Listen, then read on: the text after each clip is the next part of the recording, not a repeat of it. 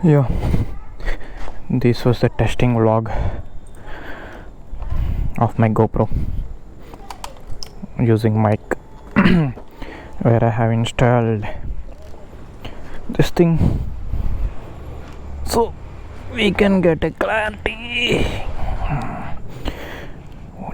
Display పంచేట్లేదే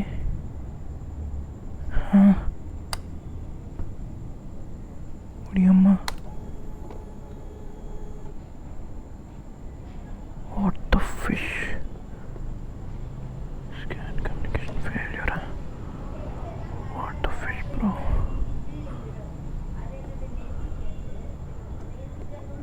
Hi. Bro. ఓడి అమ్మ ఏమైందిరా?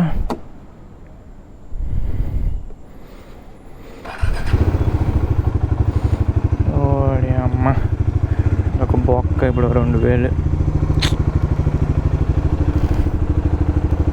అదే బతికించావా బాబోయ్. అమ్మో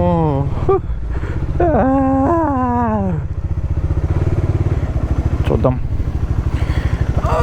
మన మోటో వ్లాగింగ్. నాకెందుకు తేడాగా ఉంది కెమెరా, కొంచెం అడ్జస్ట్ అవ్వండి. నేను ట్రై చేస్తాను మ్యాక్సిమం పైకి ఉండేలాగా. ఇక్కడ డిస్ప్లేకి అడ్డేస్తుంది. That was the thing. ఎవరే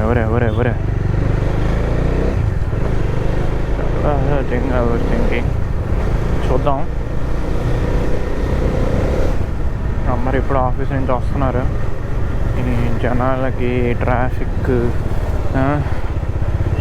నాకైతే చాలా ఘోరంగా ఉంది. చూద్దాం ఎంతవరకు నేను ఎంత దూరం వెళ్తే అంత దూరం వెళ్ళి వచ్చేద్దాం. పోయింది అనుకున్నాను.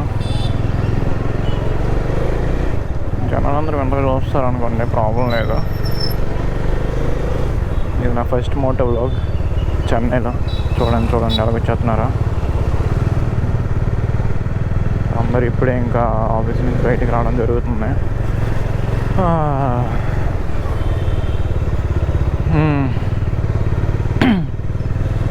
సిటీలో అబ్బా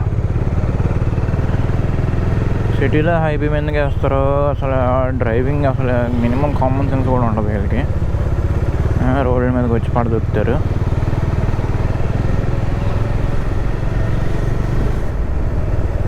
మ్యాక్సిమం ఓకే. ఈ మీడియా వాడి వల్ల మైనస్ ఏంటంటే మనం గోప్రో వాటర్ ప్రూఫ్ అనేది పోతుంది. So that was the biggest minus in this thing అనమాట. ఇటు చివరి వరకు వెళ్ళి వద్దాం. ఓకే, ప్రస్తుతానికి అయితే ట్రాఫిక్ అనేది చాలా హెవీగా ఉంటుంది.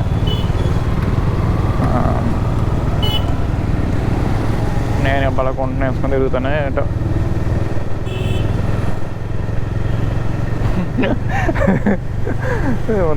ఉందండి చాలా. ఇప్పుడైతే వైజర్ క్లోజ్ చేసా. ఇప్పుడు క్వాలిటీ వాయిస్ అనేది ఎలా వస్తుందో చూద్దాం. మేబీ రికార్డ్ అవుతుంది అనుకుంటున్నాను నేనైతే. అవ్వకపోతే నేనేం చేయలేను. ఇంకా రోడ్డు మీద నేను చెక్ చేసుకోలేను. ఇదే బాధ. స్టార్టింగ్ సెటప్ చేసేటప్పుడు ఒక బాధ, చేసే తర్వాత ఒక బాధ. అవసరం ఇటు వచ్చాం మనం.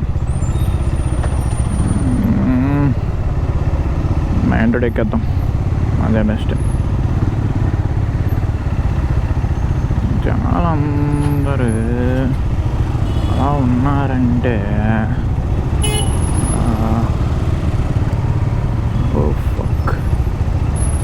అయ్యా నా గ్యాప్ ఇచ్చారు వెళ్ళిపోతాను నేను.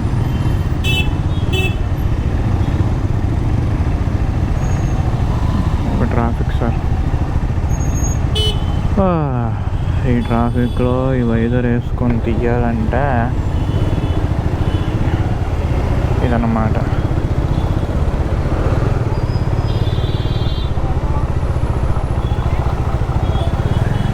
ఎలాగ దూరిపోతారు ఎచ్చను అక్కడికి. వీడికి మన ఆంధ్ర వాళ్ళు చాలా బెస్ట్ భయ్యా.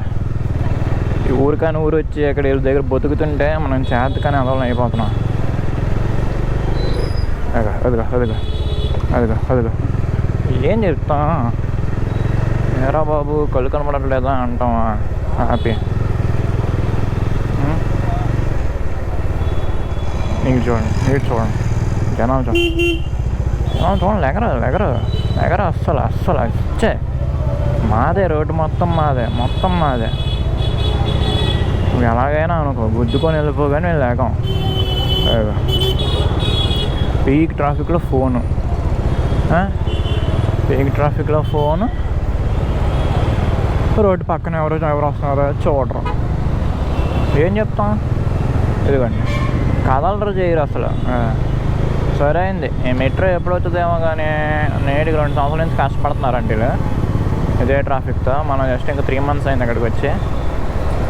చూద్దాం. ఈ చెన్నై ట్రాఫిక్ అంటే అసలు అలాగే ఉంటుంది. నేను అసలు ఫస్ట్ టైం అసలు ఇంత ట్రాఫిక్ చూడడం. హైదరాబాద్ ఇంకా నయం అనిపించింది నాకు.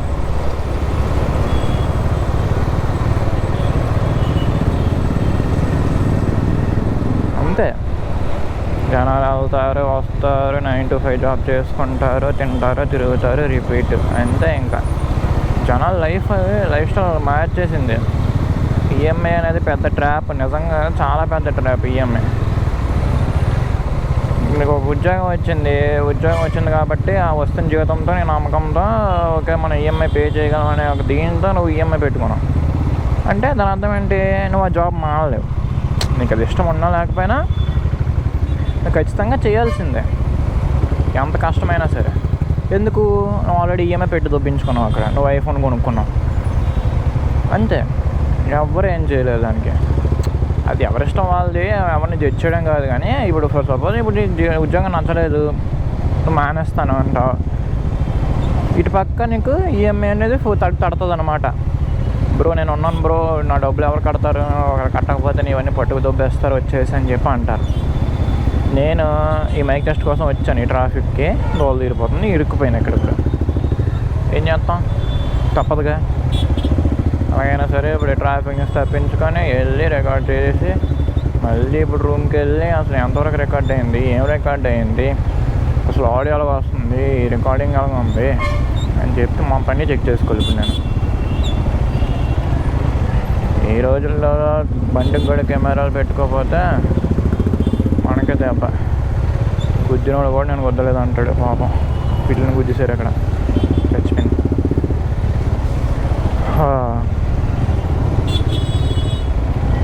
అంతే ఇంకా లైఫ్. ఎవరు వాళ్ళు అనుకున్న లైఫ్ని బతకట్లే, జస్ట్ ఏదో ఒక ఇదిలో బతుకుతున్నారు. అందుకే మీకు అనిపించింది ఏమనిపిస్తే అది చేసేయండి, తర్వాత చూసుకొచ్చి ఏటైతే చేయండి. అలాగని చెప్పి రేపులు మటర్లు కాదు, కానీ ఏదైతే మీకు మనసుకి సాటిస్ఫై చేస్తుంది అది చేయండి. మీరు లైఫ్లో హ్యాపీగా ఉంటారు. వెనక్కి తిరిగి చూసుకుంటారే నేను అది చేశాను రా రోజు అని చెప్పి మీకు కూడా సాటిస్ఫాక్షన్ ఉంటుంది వెనక్కి తిరిగి చూసుకుంటే. పూరి జగన్నాథ్ అనేవాడు కరెక్ట్గా రాస్తాడు భయ్య డైలాగ్స్ మాత్రం, అది మాత్రం వాస్తవం.